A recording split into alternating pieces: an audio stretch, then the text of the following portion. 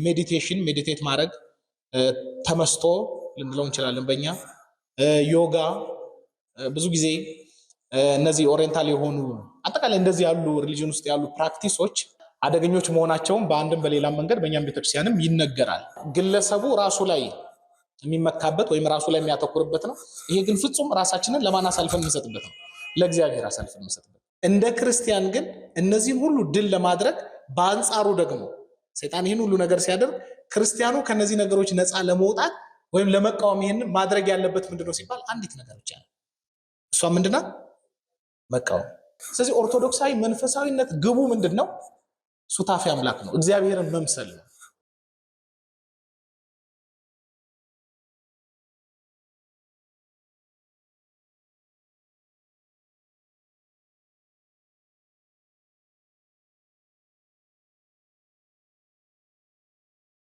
ወልድ ወመንፈስ ቅዱስ አሐዱ አምላክ አሜን። ኦርቶዶክሳዊ መንፈሳዊነት የሚል ትምህርት ጀምረን ነበርና በተወሰነ መንገድ ቃላቶቹን መበየንና የመቅድማዊ የሆኑ ጉዳዮችን መነጋገር ላይ ነበረ ያሳለፍነው። መንፈሳዊነት ስንል ወይም ኦርቶዶክሳዊ መንፈሳዊነት ስንል የሚለየው ነገር ምንድነው የሚለውን በዋነኝነት ከዛም በዘለ ደግሞ መንፈሳዊነት በአጠቃላይ ምንድነው ራሱ የሚለውን ነገር በተወሰነ መንገድ ለማየት ሞክረናል። ወደ ኋላ መለስ ብለን የኦርቶዶክሳዊ መንፈሳዊነት የመጨረሻ ግቡ አሁን የምንነጋገረው ነገር ለዛሬም ተከታታይ ትምህርቱን እስክንጨርስ ድረስ የምንነጋገረው ነገር በሙሉ ወስዶ የሚመራን ወይም ደግሞ መጨረሻ ላይ የሚያደርሰን የትምህርቱ መዳረሻ ወይም የመጨረሻ ዓላማ የምንለው ላይ ነው እና ከመነሻ እያነሳን የምንሄደው ነገር መዳረሻ ላይ ለምናነሳው ነገር መሰረታዊ ነው። ስለዚህ ሁሉንም እያስተባበሩ መሄድ እዚህ የሚነገረውንም በደንብ ልብ እያሉ መሄድ ያስፈልጋል። በኋላ ላይ ወደዚሁ መለስ እያልን ቀደም ባሉት መርሃ ግብሮች ላይ የምናነሳቸውን መለስ እያልን እያጣቀስን የምንሄድ ነው የሚሆነው። ኦርቶዶክሳዊ መንፈሳዊነት ስንል ግቡ መንፈሳዊ መሆን ጥሪያችን አጠቃላይ እያንዳንዱ ሰው የተጠራው ጥሪ ምን እንደሆነ ቅዱሳን ለመሆን ለተጠራችሁ ይላል መጽሐፍ ቅዱስ። መንፈሳዊነት የተጠራንበት ነገር ነውና ትክክለኛ መንፈሳዊነት የሚለው ቃል ወይም መንፈሳዊ መሆን ትክክለኛ ትርጉሙ ብያኔው የሚገኘው በቤተ ክርስቲያን በክርስትና ውስጥ ነው። ይሄን በተወሰነ መንገድ መረዳት እንድንችል ብለን በሌላው እሳቤ ወይም በሌላው ዓለም በተለይ አሁን በተለምዶ በዚህ ፖስት ሞደርን በሆነው እሳቤ ውስጥ መንፈሳዊ ነኝ ማለት የግድ ከሃይማኖት ጋር የሚያያዝ ነገር አለመሆኑን አንስተናል። አሁን ስፒሪቹዋል ነኝ የሚል ሰው በተለይ በምዕራቡ ዓለም የተለመደ ነው። መንፈሳዊ ነኝ የሚል ሰው በጣም ብዙ ሰው አለ። ነገር ግን ከየትኛውም አይነት የሃይማኖት ድርጅት ጋር ድርጅት የሚለውን በትምህርት ጥቅስ ውስጥ ይዛችሁት ከየትኛውም የሃይማኖት ድርጅት ጋር ምንም አይነት አፊሊዬሽን ወይም ህብረት ወይም ንክኪ የሌላቸው ማለት እንደው ምንድነው የሚባሉት ከና አብሪቬሽናቸው ራሱ ስፒሪቹዋል በት ናት ሪሊጂየስ SBNR ይሏቸዋል። ስፒሪቹዋል ናቸው በት they are not religious። ሃይማኖታዊ አይደለንም፣ በሃይማኖት ድርጅት ውስጥ የለንም፣ ግን መንፈሳዊያን ነን የሚሉ ሰዎች አሉ። የተለመደ ነው እንደዚህ ያለ ነገር እና አሁንም እንደው በአዋጅ እንዲህ ባለ መንገድ ቃሉን መጠቀም ወይም እንደዚህ ነው ማምነው ብሎ ራስን ከዛ ጎራ ውስጥ መክተት ብዙም የተለመደ ባይሆንም በእኛም ሀገር ልምምዶቹ አሉ። እነዛኑ ልምምዶች የሚያደርጓቸው ሰዎች አሉ። እነዚህ መንፈሳዊ ነን የሚሉ ሰዎች ነገር ግን በሃይማኖት ውስጥ የሌሉ ሰዎች ማለታችን ነው። መንፈሳዊነታቸውን ተግባራዊ የሚያደርጉባቸውን ድርጊቶች እኛም ሀገር ላይ የሚያደርጓቸው ብዙ ሰዎች አሉ። ክርስቲያንም ሆነው ኦርቶዶክሳውያንም ሆነው ማለት ምናልባት ድርጊቶቹ ከዛኛው እሳቤ ተወጥተው ሲደረጉ ተጽዕኖ ብዙም አይኖራቸው እንደሆነ አላውቅም። ግን ደግሞ ድርጊቶቹ በራሳቸው መርተው ወደዛው አይነት እሳቤ ውስጥ የሚከቱ ከሆኑ አደገኞች ናቸው ማለት።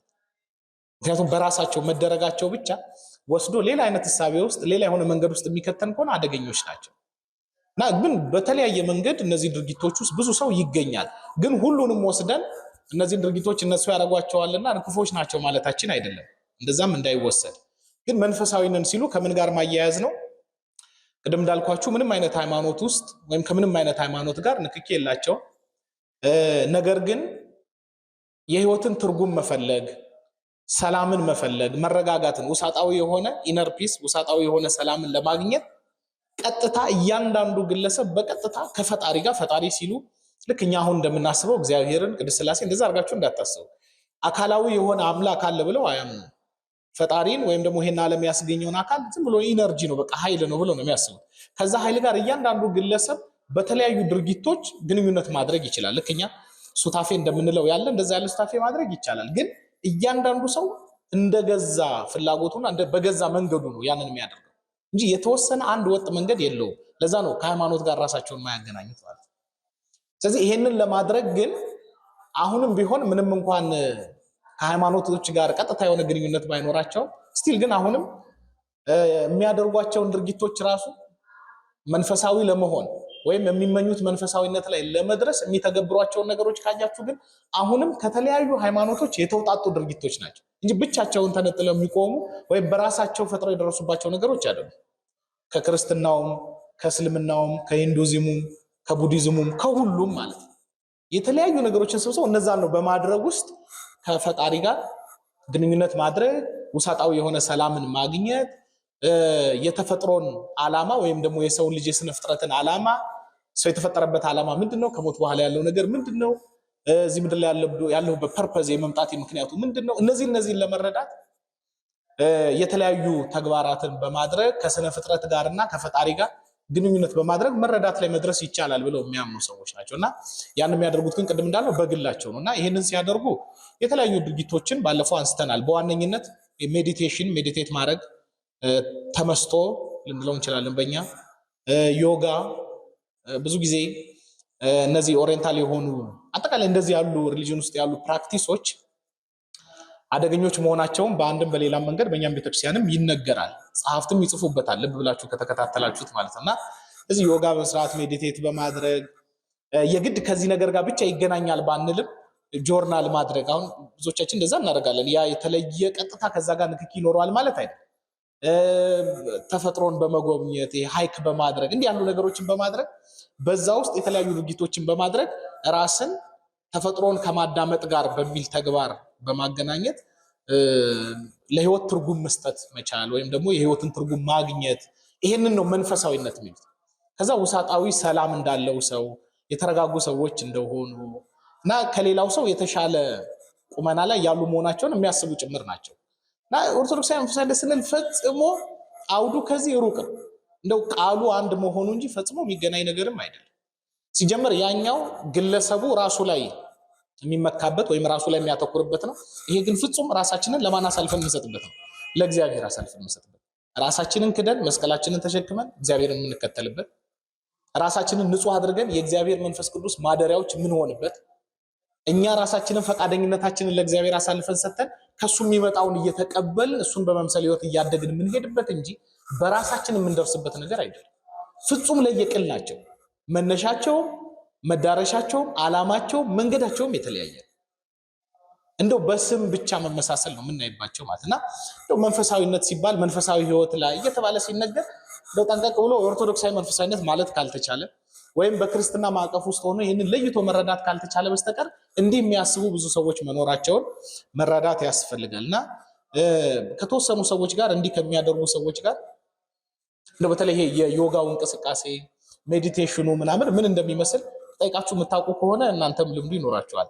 አንድ ዱባይ የምትኖር ይሄን ነገር የምታደርግ ያካፈለችኝ እህት ቻይናም ትኖር ነበርና ረጅም ይሄን ነገር ያወቀ አሁን ክርስቲያን ነች፣ በቁርባን ህይወት የምትኖር በጣም ልዩ የሆነ ህይወት ያላት ሴት ናት። እዛ ላሉት አባቶች ምስጋና ይግባና ማለት እና ግን ቻይናም በነበረችበት ሰዓት ዱባይም ተመልሳ ከመጣች በኋላ ኑሮዋን እዛ ነው የምትመራውና እዚህ ልምምድ ውስጥ ነበረች። ስለዚህ የሚደረገው ምንድነው ለአንድ ሳምንት ወይ ለ15 ቀን የሆነ ተራራ ምናምን ላይ ነው የሚወስዷቸው። ከዛ በኋላ እያንዳንዱ ሰው የራሱ ክፍል ይኖረዋል።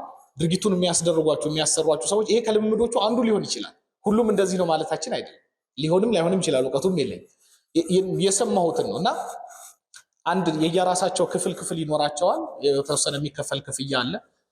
በወረፋ ጭምር ነው። በጣም ብዙ ሰው የሚያደርገው ነገር ነው እና ለረጅም ሰዓት አካባቢያቸውን ሁሉ አካባቢያቸው ላይ ምን እየተደረገ እንደሆነ ሁሉ እስከማያውቁ ድረስ ተመስጦ ውስጥ የሚገቡት እና የሆነ ሰዓት ላይ ያነቋቸው ምግብ የሚያበሏቸው የሚሰጣቸው ምግብ ራሱ የተወሰነ ነው። አብዛኛውን ሰዓት ይሄ ድርጊቱን ታውቁት ይሆናል ምናልባት የሰውነት አቀማመጣቸው ምናምን የተለየ ነው። ሁኔታው የጆሮ ማዳመጫ ተደርጎ የሆነ ክላሲካል እየተሰማ እንደዛ ነው የሚደረገው ነገር እና በዛ ውስጥ ነው ከፈጣሪ ጋር ወይ ደግሞ የኃይል ከሚሉት ጋር ህብረት ማድረግ ይቻላል ብለው የሚያምኑትና ይሄን ማድረጉ በራሱ የዛኔ ስትናገር ልዩ የሆነ የውስጥ ሰላም እንደሚሰጣት ከሌላው ሰው በጣም የተረጋጋች እንደሆነች በህይወቷም ደግሞ ፐርፐዝ እንዳላት ዓላማ እንዳላት ይሰማት እንደነበረ ነው ውስጧ ይሰማው የነበረው ማለት እና በዚህም ዙሪያ ምን እንዳገዛት ስትናገር አንድ ዘ ማውንቴን ኦፍ ሳይለንስ የሚል መጽሐፍ አለ። ካላነበባችሁት አነቡት። በጣም ጥሩ መጽሐፍ ነው። እንዲህ ያሉ ፕራክቲሶች ላይ ብዙ ትኩረት አድርጎ ይሰራ የነበረ አንድ ወንድም በእርግጥ በምስራቃውያኑ ኦርቶዶክሳውያን በግሪክ ኦርቶዶክስ ትውፊት ውስጥ ያለ ሰው ነው። መጽሐፉም የነሱ መጽሐፍ ነው። ፋዘር ማክሲሞስ የሚባሉ አንድ የገዳም አባት አግኝቶ ስለ ገዳም ህይወት፣ ስለ ኦርቶዶክሳዊነት፣ ስለ ኦርቶዶክሳዊ መንፈሳዊነት አጠቃላይ ስለ ቤተክርስቲያኑ አስተምሮ ከሳቸው ጋር ሆኖ የሚወስደውን ትምህርት እዛ ገዳም በመሄድ ያገኘውን ነገር ከዛ ያንን ደግሞ ከነበሩት ከሌሎች ልምምዶች አንጻር ኦርቶዶክሳዊነቱ እንዴት እንደሚበልጥ ያሳየበት መጽሐፍ ነው። በጣም ትልቅ ተነባቢነት ያለው መጽሐፍ ነው። ዘ ማውንቴን ኦፍ ሳይለንስ የሚል መጽሐፍ እና እሷም እንድትመለስ ከረዷት መጽሐፎች ውስጥ አንዱ እሱ መጽሐፍ ነውና የኔን ህይወት የሚናገር ነበር ይመስለኝ። ያ ተፈልገው የነበረውን ነገር አብዛኛው ድርጊት እዚህ ኦርቶዶክሳዊነቱ ውስጥም አለ፣ ግን ፍጹም ዓላማውና መንገዱ የተለየ በሆነ መንገድ ብላ የተናገረችበት ማለት ነው። በጣም መሰረታዊ ነገር ነው የኦርቶዶክሳዊ መንፈሳዊነት ስንልና መዳረሻችን መሆኑን ማወቅ ያስፈልጋል። ስንናገር ኦርቶዶክሳዊ መንፈሳዊነት እያለ ዘወትር የምናወሳው ነገር ወይ ደግሞ መንፈሳዊነት የምንለው ባለፈው እንዳነሳ ነው ቃሉ ምናልባት በቀደሙ አባቶች መጽሐፍት ውስጥ እንደ ልብ የማይገኝ ሊሆን ይችላል። ያኔም ስንነጋገር ካስታወሳችሁ የመጀመሪያ ምዕራፍ ላይ ጥንቃቄ ማድረግ ይገባል ብለናል። ከቃሉ አንጻር ብዙዎች አባቶች በቃ ኦርቶዶክሳዊነት የኦርቶዶክሳዊነት ህይወት፣ የቅድስና ህይወት፣ የቅዱሳን ህይወት፣ ክርስቶስን የመምሰል ህይወት እየተባለ ነው የተገለጸው። እዚህ ኦርቶዶክሳዊ መንፈሳዊነት ተብሎ ለብቻው ቃሉ ሲገለጽ ግን ከዛኛው ይልቅ በዚህ ኦርቶዶክሳዊ በሆነው አውድ ውስጥ ብቻ ከቶ ትርጉሙን ቶሎ ለአእምሮ እንደዛ ባለ መንገድ እየተረዱ መሄድ፣ ሌሎችንም እንደዛ ማስረዳት ያስፈልጋል። ምክንያቱም ቃሉ በሌሎችም እንደዚህ ስለሚወሰድ የተለየ ትርጉም እንዳይሰጥ ማለት ነው እና እንደውም ባለፈው እንዳነሳ ነው እንደምታስታውሱት አንዳንድ ጸሐፍት እንደውም ጭራሽ ቃሉን መጠቀም የለብንም እስከ ማለት ሁላ የሚደርሱ አሉ። ይሄ ጥንቃቄ አሁን ካነሳናቸው ጉዳዮች ፍራቻ መሆኑን መረዳት ያስፈልጋል። ግን ደግሞ ትርጉሙ ምን እንደሆነ በመረዳት ውስጥ ደግሞ ስንኖረው ሁላችንም የሚጠበቅብን ህይወት ያ መሆኑን መረዳት ያስፈልጋል። መንፈሳዊነቱ ማለት በቃ መንፈሳዊ ህይወት አሁን አማርኛው ብዙ አይቸግርም። ስፒሪቹዋሊቲ ሲባል እንግሊዝኛው ምናልባት እንደዛ ያለ ነገር ውስጥ ሊገባ ይችላል። በእኛ ግን መንፈሳዊነት ሲባል ምን እንደሆነ ግልጽ ነው።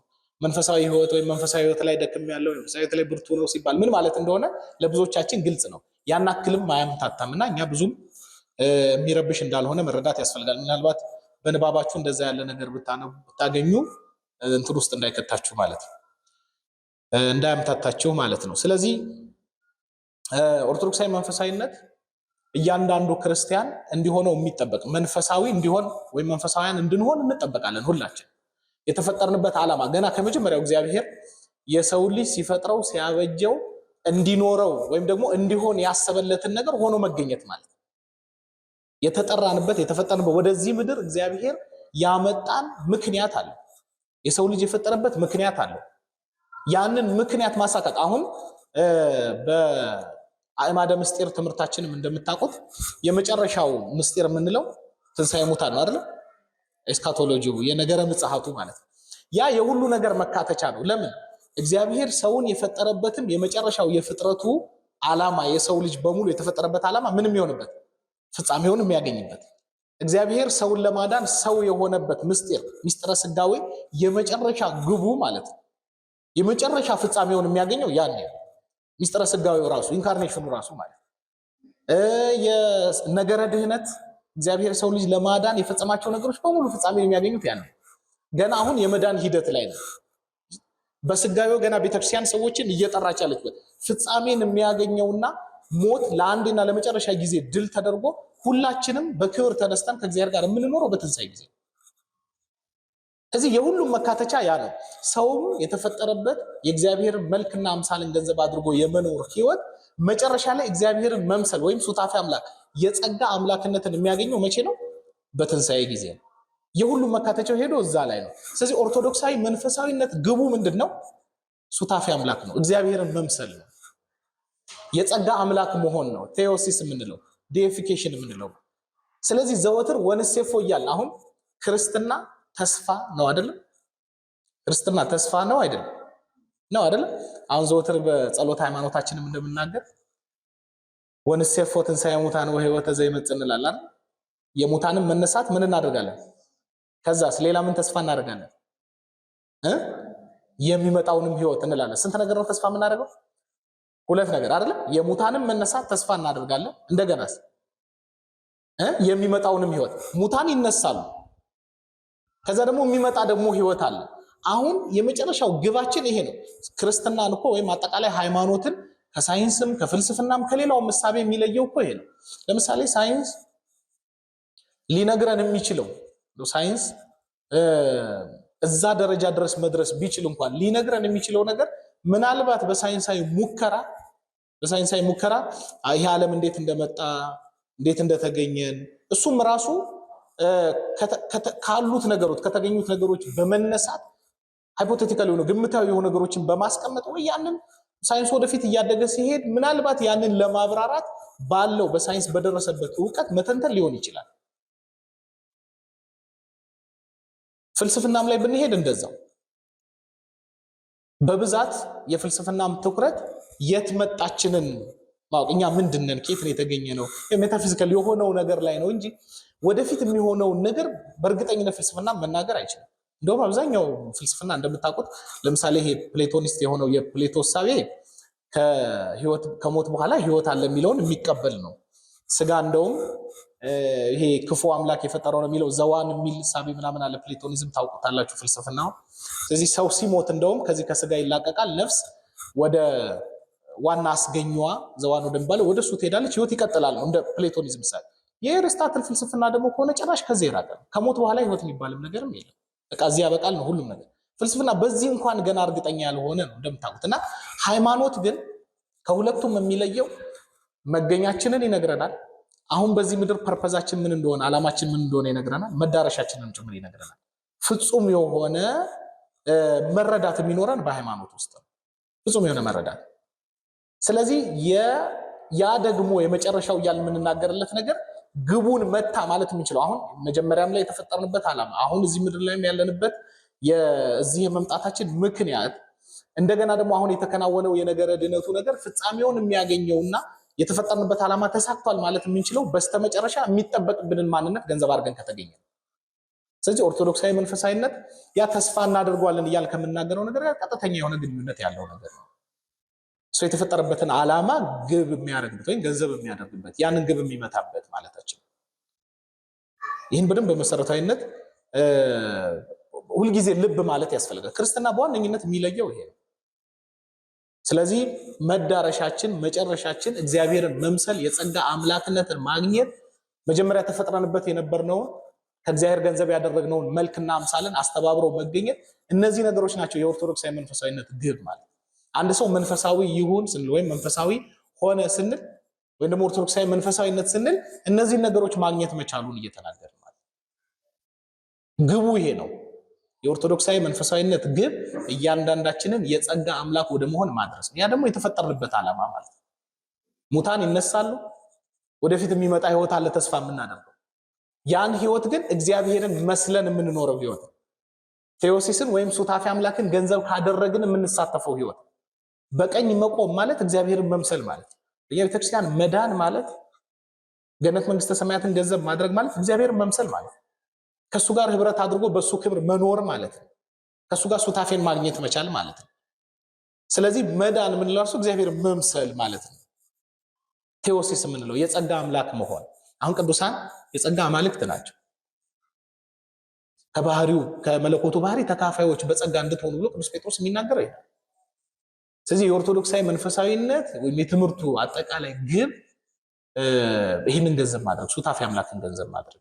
ያ ደግሞ በስተመጨረሻ ለእያንዳንዱ አሁን በቅድስና ህይወት አባቶቻችን ቅዱሳን እያልን በቤተክርስቲያን የምንጠራቸው በሙሉ ይህን የጸጋ አምላክነት ገንዘብ ያደረጉ ናቸው። እመቤታችን የጸጋ አምላክ ነች። ቅዱሳኑ የጸጋ አማልክት ናቸው። ያን በፍጽምና ገንዘብ ማድረግን ለሁሉም የሚፈጸመው መቼ ነው? በዳግም ምጽአት ጊዜ ነው።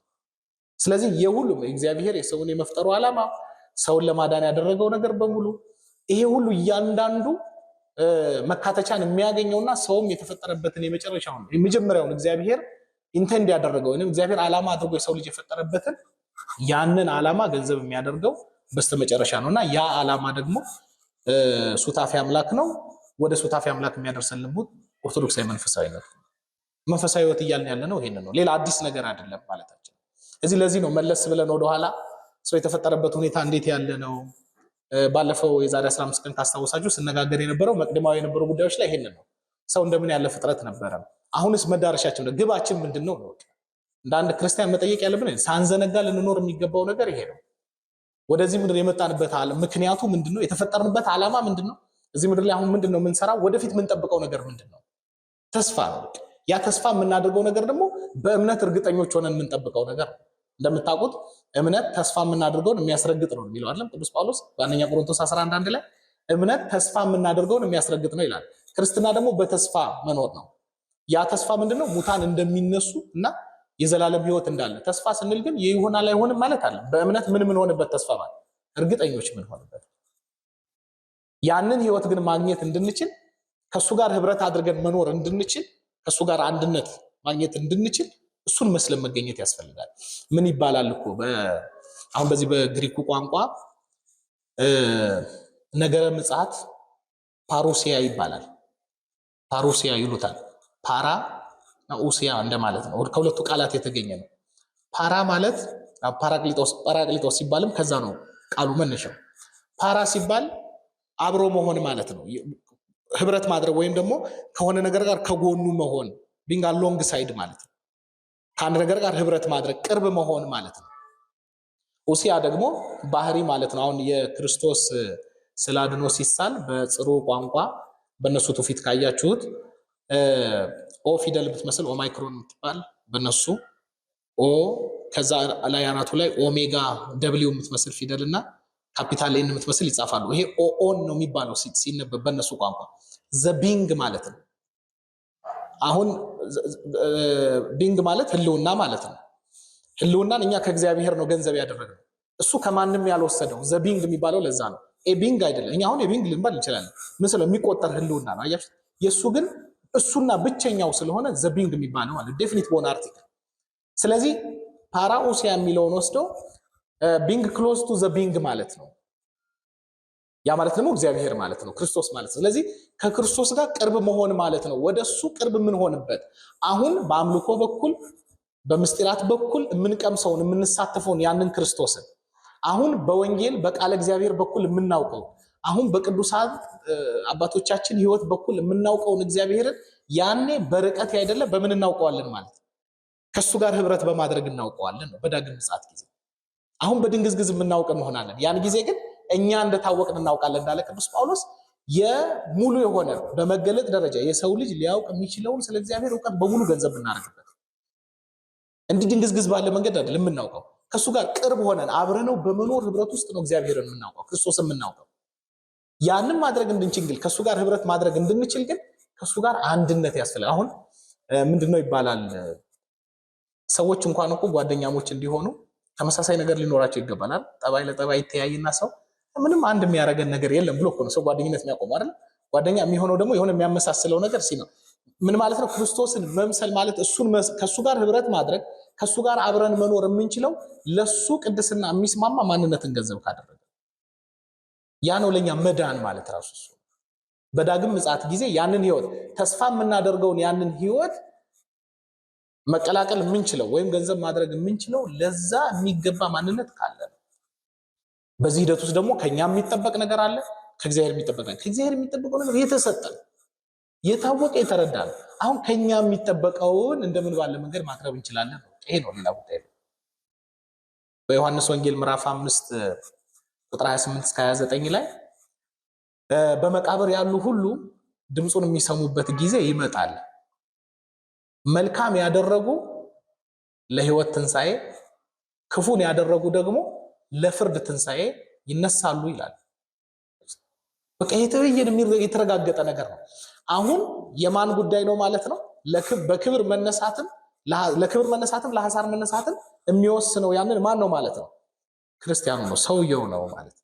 ከእግዚአብሔር በኩል ያለው ነገር የሚጓደል ስላልሆነ ከሱ የሚመጣው ጸጋ እኛ ራሳችንን ዝግጆች ካደረግን ሁሉ ጊዜ የተሟላ ነው። እግዚአብሔር በዚህ ስለማያደላ ማለት ነው። እዚህ ችግሩ ወይም ክፍተቱ ያለው ከማን በኩል ነው ማለት ነው? ከኛ በኩል ነው ማለታችን። ስለዚህ በዚህ ህይወት እንዴት መዘጋጀት እንችላለን የሚለውን ነው የሚያነሳው ኦርቶዶክሳዊ መንፈሳዊ። ራሳችንን እንዴት ዝግጆች ማድረግ እንችላለን? እንዴት የእግዚአብሔር መንፈስ ቅዱስ ማደሪያዎች መሆን እንችላለን? እንዴት ቤተ መቅደስ መሆን እንችላለን? የቤተክርስቲያን መሆን እንችላለን? ራሳችንን ከኃጢአት አንጽተን የእግዚአብሔር ማደሪያዎች ሆነን ከሱ ጋር ህብረት አድርገን ወደ ሱታፊ አምላክ እንዴት መድረስ እንችላለን? ግቡ ይሄ ነው። ስለዚህ መጨረሻ መዳረሻው የኦርቶዶክሳዊ መንፈሳዊነት ይሄ ነው። ስለዚህ ቅድም ካነሳነው መንፈሳዊነት ጋር ፍጹም ንክኪ እንደሌለው ማወቅ መረዳት ያስፈልጋልና ስለ ሰው ልጅ ክብር ቀድመን ያነሳናቸው ነገሮች ሰው በኃጢአቱ ምክንያት አሁን ልብ ማለት ያለብን ነገር ባለፈው እንዳነሳነው እግዚአብሔር አምላክ የሰው ልጅ በመልኩ እንደምሳሌው ፈጥሮታል ብለናል። መልክ ለሁሉ የተሰጠ ነው ብለናል አይደል? ኢሜጅ የሚባለው መልክ የሚባለው ክሂለከዊን ነው፣ ፖቴንሻል ነው፣ ለሁሉ የተሰጠ ነው። አምሳል መምሰል የሚለው ከኛ የሚጠበቅ ነው። አምላካችሁ እግዚአብሔር ቅዱስ እንደሆነ እናንተ ምን ሁኑ ቅዱሳን ሁኑ የሚል ቃል ሁኑ የሚል የሚጠበቅ ነው ከኛ። አምላካችሁ እግዚአብሔር ፍጹም እንደሆነ እናንተም በኑሯችሁ ፍጹማን ቅዱሳን ሁኑ እየተባለ የተነገረ በኑሯችሁ የሚለው ልብ በሉት፣ እንመጣበታለን። ስለዚህ ሁኑ እየተባለ ይሰጠው እኔ ክርስቶስን እንደምስል እናንተም እኔን ምሰሉ። እግዚአብሔር አምላካችሁ እሱን የመምሰል እግዚአብሔርን የመምሰል ጥበብ ድንቅ ነው እየተባለ የተነገረ መምሰል ማለት ነው። ስለዚህ ያ መልክ ገንዘብ ያደረግነው መልክ ጸጋ ነው። ያን ጸጋ ከኛ ፈቃድ ጋር እያስተባበልን ማንን ወደ እያስተባበልን እግዚአብሔርን ወደ መምሰል ህይወት ማደግ ማለት። በኃጢአት ምክንያት ግን መልካችን እንዲጎሰቁል እንዲወይብ ሆነ። እግዚአብሔርን ወደ መምሰል ማደግ ፈጽሞ እንዲቋረጥ ሆነ።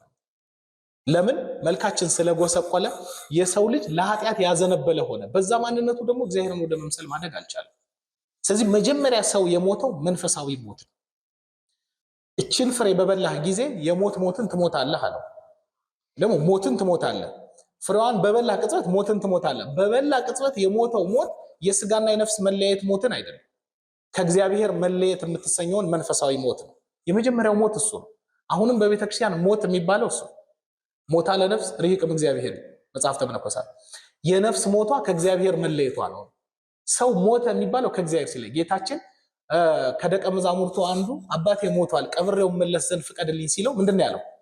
ሙታናቸውን ይቀብሩ ዘንድ ሙታንን ተዋቸው። ሁለት ጊዜ ነው ሙታን የሚለውን ያነሳው። ሙታናቸውን የተባለው የደቀ መዝሙሩ አባት ነው፣ ሞቷል። እሱ የስጋና የነፍስ መለየትን ሞት ሞቷል። እሱን ይቀብሩት ዘንድ ግን ሙታንን ተዋቸው የተባሉት እነዛ ሙታን የስጋና የነፍስ መለየት ሞትን የሞቱ አይደለም፣ በዓለም እየኖሩ በኃጢአት ምክንያት ከእግዚአብሔር የተለዩ ሰዎች ስለሆኑ። ምክንያቱም እግዚአብሔር ህይወት ነው። ህይወትን ገንዘብ ያደረግነው ከማን?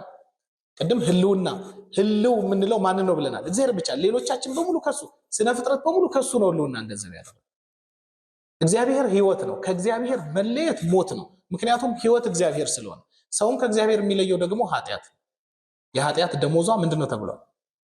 ሞት ነው አይደል? ቅዱስ ጳውሎስ የኃጢአት ደሞዙ ምንድነው ነው የሚለው? ሞት ነው። ያ ማለት ሰው ኃጢአት ሲሰራ ምን ይላል ማለት ነው?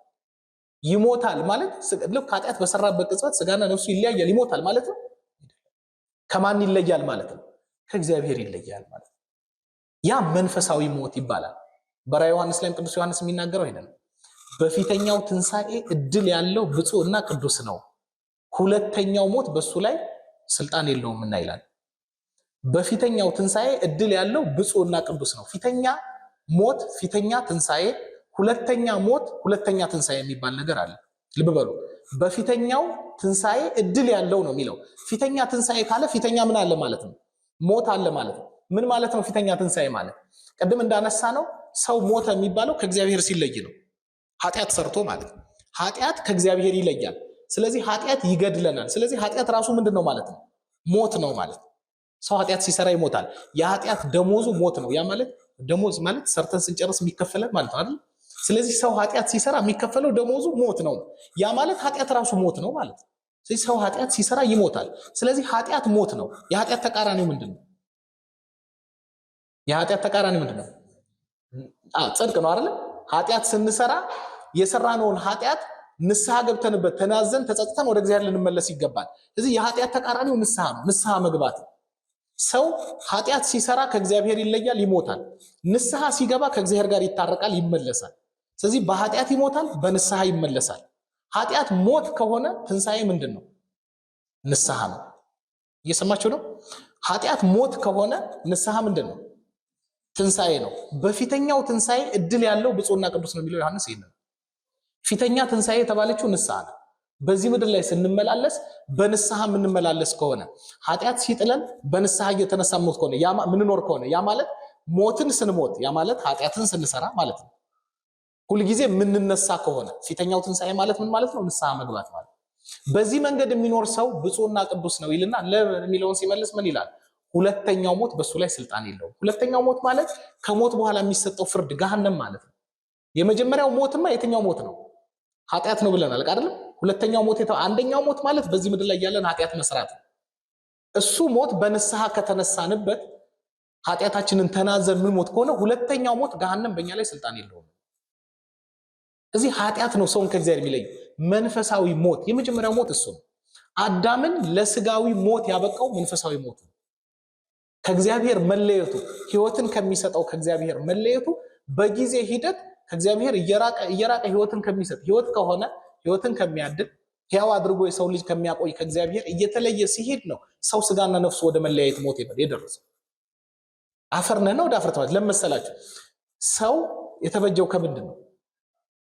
ሰው የተበጀው ከምንድን ነው? ከአፈር ነው። ያንን አፈር አካል ያለው እንዲህ የተዋበ አካል እና ሕያው የሆነ ነፍስ እንዲኖረው ያደረገው ማን ነው? ማን ይሄን ያደረገው? ልብ በሉ፣ እግዚአብሔር ነው። ስጋን ከምድር አፈር ነው ያበጀው። ነፍስን ማህባልቦ ከሌለችበት ካለመኖር ነው ያመጣት። እሱ ባወቀ ማለት ነው። ስጋን ከአራቱ ባህሪያት ነው ያበጀው። ነፍስን ደግሞ ካለችበት አምጥቶ ነው የፈጠራል። ስለዚህ ሰው ከእግዚአብሔር ከተለየ ስጋው ወደ ምንነት ይመለሳል። መጀመሪያ ምን ነበር? ያንን አፈር አካል ያደረገው ማን ነበር? አሁን ከእግዚአብሔር ሲለይ ምንድን ነው የሚሆነው? ተመልሶ አፈር ነው የሚሆነው። አፈር ነው የሚሆነው። ነፍስም እግዚአብሔር ባወቀ ቀድማ ወደ ነበረችበት ነው የምትመለሰው። ወደ ሲኦል ነፍስ ትወርዳለች፣ ማትሞት ስለሆነች ማለት ነው። ስጋችን ደግሞ ወደ መቃብር ይወርዳል፣ ይበሰብሳል። እንዲህ ነበር የሚኖረው የነበረው። አልዓዛር ጌታ ከሞት ያስነሳው አልዓዛር በትውፊት እንደሚታወቀው ያው በኋላ ላይ ጳጳስ ሆኖ በክርስትና ሕይወት ታሪኩን ታውቁታላችሁ፣ ይታወቃል። ልክ እንደ ዮሐንስ ወንጌላዊ አልዓዛርም ከሞት ከተመለሰ በኋላ እድሜ ዘመኑን በሙሉ የኖረው ቁጥረ ገጹ ነው። ስቆ አያውቅም። በታሪክ የሚታወቀው ሀዘንተኛ ሆኖ ነው እድሜ ዘመኑን በሙሉ የኖረው ከሞት ከተመለሰ ጊዜ ጀምሮ ማለት እና አይቶ የመጣው ነገር ምንድን ነው ተብሎ ነው የሚተረጎመው። አያችሁት? ሞቶ ነበር አይደለም እንዴ አልዓዛር? አልዓዛር ሲሞት ወዴት ነው ሄደው? ነፍሱ ወዴት ነው ሄደችው? ወደ ሲኦል አይደለም? አሁን ልብ በሉ፣ ቅድም ያነሳ ነው በዳግም ምጽአት ጊዜ ክርስቶስ ሲመጣ። አሁን እኮ ነገሮችን የምናውቀው ክርስቶስን በሰውነት ማንነት ውስጥ ተሰውሮ ነው የምናውቀው። ልብ በሉ ይሄን ነገር። አሁን በዳግም ምጽአት እግዚአብሔር ሲመጣ የሚመጣው ልክ አስቀድሞ እንደመጣው ራሱን ባዶ አድርጎ ነው። በክብር ነው የሚመጣው። በምን ነው የሚመጣው? ሁልጊዜ እኮ ጸሎታችን ላይ እንደግመዋለን አይደል? አው ይወድስዋ ስንል እንላለን አይደል? ከቅዱሳን መላእክቱ ጋር በምን በሚመጣ ጊዜ? በክብር። ዳግመኛም እንላለን በጸሎት ሃይማኖት በሕያዋንና በሙታን ላይ ለመፍረድ በምን ይመጣል? በምስጋና በክብር ይመጣል። እግዚአብሔር አሁን ሲመጣ ኢየሱስ ክርስቶስ የሚመጣው እንደቀድሞ ራሱን ባዶ አድርጎ አይደለም፣ በክብር ነው የሚመጣው። አስቀድሞ ሲመጣ በተዋረደ በበረት ተወልዶ ማንም ሳይሰማ ሳይታወቅ ዓለም ለሱ መምጣት ብዙም ዝግጅት ሳታደርግ በከብቶች በረት ውስጥ ነው የተወለደው። ከብቶች እያሟሟቁት እረኞች ነበሩ ስለሱ ሲመሰክሩ የነበሩ። አሁን ግን ሙታን ሁሉ ምኑን ይሰማሉ ነው የተባለው? ድምፁ። ልብ በሉ፣ ሲመጣ የሚመጣው በግርማ መለኮት ቀንደ መለከት እየተነፋ መላእክት ከበውት በታላቅ ክብር ነው የሚመጣው። አሁን ሲመጣ በክብር ነው የሚመጣው። ሰዎች ሁሉ ያንን ክብሩን ያዩታል ነው የሚለው። የሰቀሉት ምን ይሉታል ተብሏል? ያዩታል። አሁን ያዩታል ማለት ያኔ ሲሰቅሉት አላዩትም ማለት አይደለም። ያኔ ያዩት ግን በስጋ ተሰውሮ ክብሩን ሸፍኖት ነው። አሁን ግን በክብር ያዩታል። ለሰው ሊገለጥ በሚችለው የእግዚአብሔር የባህሪ መገለጫ ክብር ያዩታል። ስውር ሆኖ አይደለም የሚመጣው። አሁን ልክ እንደዛው ሁሉ ሰዎችን በትክክለኛ ማንነታችን ኮንክሪት በሆነው ሪያሊቲ በትክክለኛው ማንነታችን የምንተዋወቅ አሁን ባለው እንዲህ ድንግዝግዝ በሆነው መንገድ አይደለም። ለዚህ ነው አሁን አዳም የነበረውን ዕውቀት ከውድቀት በፊት የነበረውን ዕውቀት ሊቃውንቱ አባቶቻችን በተለያየ መንገድ ጽፈውታል። ከውድቀት በኋላ ከዕውቀት የጎደልን የሆን ነው። ታውቃላችሁ አይደል? አዳም የነበረው ዕውቀት ከውድቀት በፊት ለኃጢአት ዝንባሌ ሳይኖረን በፊት የነበረን ዕውቀት የሚያስደንቅ ዕውቀት ነው። ለስነ ፍጥረት በሙሉ ስም ያወጣው ማን ነው? አዳም ነው። ታውቃላችሁ አይደል? አዳም ነው። እንደውም ቅዱስ ጎርጎርዮስ ያደንቃል እኮ የሰማይ አዋፋትን በምድር ያሉ አሁን እኮ ሳይንሱም እንደሚለው በተለይ ባህር ነው ባህር ወይም ውቅያኖስ ውስጥ ውቅያኖስ ገና ተጠንቶ አላለቀም የሚባለው አይደል? ሰምታችሁ ከሆነ በጣም ጥቂቱን ነው ገና ያወቅነው ነው የሚባለው እና ወደ ውስጥ መሄድ እንኳን አይቻልም። እስከ ውቅያኖስ ይሁን ባህር እርግጠኛ አይደለሁም፣ ብቻ እስከ መጨረሻው ድረስ መሄድ ራሱ አይቻልም ካለው ቅዝቃዜ የተነሳ ማለት እና የሄዱ ሙከራ ያደረጉም ሰዎች የተለያየ ችግር እየገጠማቸው የሚመጡት እና ያሉትን እንስሳት ሁሉ ቆጥሮ ማወቅ መረዳት ራሱ ገና አልተቻለም። አዳም ግን የነዚህ ሁሉ ምን ነበር? ገዢ ነበር። አስተዳዳሪያቸው እሱ ነበር። የሰማይ አዕዋፋትን፣ የምድር መንቀኝ እንስሳትን፣ አራዊትን፣ በባህር ያሉ አሶችን በሙሉ ምን በሏቸው ነው የሚለው? ግዟቸው፣ ግዟቸው። እየገዛቸው የሚኖር ነበር። ለስነ ፍጥረት በሙሉ ስም ያወጣ እሱ። እንዴት ያለ መገለ እንዴት ያለ ዕውቀት ነበር ይሄ! ከዛ በብዙ ጎድለናል። በዳግም ሰዓት ከዳግም ምጽአት በኋላ በሚኖረው ማንነታችን ከዛም የላቀ ዕውቀት ደረጃ ድረስ ነው የምንደርሰው። ቅዱስ ጳውሎስ እንዳለ አሁን በድንግዝግዝ እናውቃለን፣ ያኔ ግን እንደታወቅን እናውቃለን። ልዩ የሆነ ዕውቀት ላይ የምንደርሰው ልዩ የሆነ መገለጥ ላይ ማለት ነው። ስለዚህ አልዓዛር በሞተ ጊዜ ነፍሱ በሲኦል ሆና ስጋው ወደ መቃብር ነው የወረደው። አሁን በዛ ሆኖ እኛ በዚህ ሆነን ያለን አለት ዕውቀት አይደለም የሚኖረው። ሰው ከእግዚአብሔር ሲለይ ከምርም አፈር እንደሆነ ትክክለኛው መረዳትን ገንዘብ አድርጓል። ስለዚህ በዚህ ምድር ላይ ሲኖር የሰውን መጨረሻ አሁን ሰው ከእግዚአብሔር ተለይቶ በእግዚአብሔር ማዳውን ውስጥ ካልኖረ በስተቀር የሚኖረውን ማንነት አይቶት ነው የመጣው። ስለዚህ እድሜ ዘመኑን በሙሉ ሀዘንተኛ ሆኖ ነው የመጣው። ሀዘንተኛ እና ምን ይላል ትውፊቱ ላይ ሲናገር በአንዲት አጋጣሚ ብቻ ስቋል ይባላል። አንድ ጊዜ ብቻ ስቋል። ምንድነው ያ የሳቀበት አጋጣሚ ሲባል አንድ ሌባ እሱ እያየው ቅል ሰቅሮ ሲሮጥ ቅል ይሄ ከሸክላ እንስራ ማለት ነው እንስራ ሰርቆ ሲሮጥ አየው እና ሳቀ። እና ለመጀመሪያ ሲስቅ አይተውት ገርሟቸው አልዓዛር ምን አሳቀህ ብለው ጠየቁት። ሌባው ቅል ሰርቆ ሲሄድ እንስራ ሰርቆ ሲሄድ አየሁት። ታዲያ ይሄ ምን ያስቃል ሲሉ አፈርን ሰርቆ ሲሮጥ አይቼ በቃ አፈር ነህ፣ ከእግዚአብሔር ከተለየ አፈር ነው። ለዛ ነው አፈር ነህና ወደ አፈር ትመለስ የተባለው። ከማን ስለተለየ ነው? ከእግዚአብሔር ስለተለየ እንጂ ለሰው የስጋና የነፍስ መለየት እንግዳ ነው። አሁን ሰው ሲሞት ይሄ የሚያጣጥረው ያለው ጭንቀት ነፍስና ስጋ መለየት ማንነታቸው ስላልሆነ መጀመሪያ እግዚአብሔር ሲያበጀን ከምድርም አፈር የሰው ልጅ አበጀው፣ ከዛም የሕይወትን እስትንፋስ እፍ አለበት ሲል ስጋን አበጅቶ ቆይቶ ነፍስን አምጥቶ የከተተባት ሆኖ አይደለም። ነፍስና ስጋ ሲፈጠሩ እኩል ናቸው። ምንም ቅጽበት ልዩነት የለውም። እኩል የተገኙ ናቸው። ለአገላለጽ ነው። እዛ ጋር መጀመሪያ ምዕራፍ 2ን ስታነቡት መጀመሪያ ሰውን ፈጠረው ነው የሚለው። ከዛ ምዕራፍ 2 ዘፍጥረትን ስታነቡ ያብራራል አይደል? ከምድር አፈር አበጀው፣ ከዛ የሕይወትን እስትንፋስ እፍ አለበት ይላል። ያ ማለት ግን በቅደም ተከተል ስጋን ፈጥሮ አቆይቶ ነፍስን አመጣት ማለት ግን አይደለም። እኩል ነው መገኘታቸው። ስለዚህ ከጥንትም አብረው የነበሩ ስለሆኑ ስጋና ነፍስ መለያየት ማንነታቸው አይደለም። እንግዳ ነው፣ አናቹራል ነው፣ ተፈጥሯዊ አይደለም። ለዛ ነው ሰው ሲሞት የሚያጣጥረው። ለዛ ነፍስ ስትወጣ የምናጣጥረው ለዛ ማንነታችን አይደለም።